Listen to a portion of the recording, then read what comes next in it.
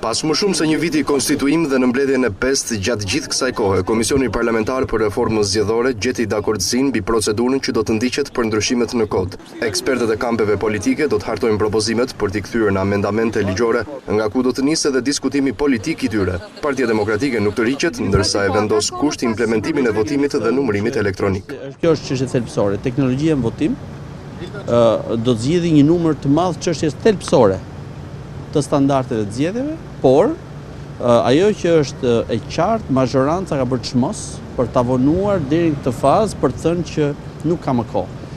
Justifikimin me kohën ne nuk e pranojmë mazhorancës. Kjo kërkesë ndau mazhorancën. Lëvizja Socialiste për Integrim mbështet votimin dhe numërimin elektronik, por si arbitër që vendos për përdorimin ose jo kërkon USB-n, ndërsa Partia Socialiste është e prerë kundër këtij projekti.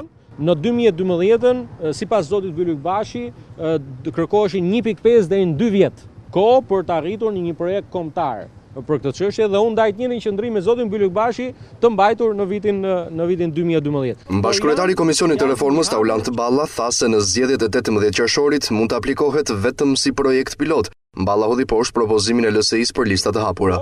Nuk hezitoj të shpreh opinionin tim shumë qartë, jam kundër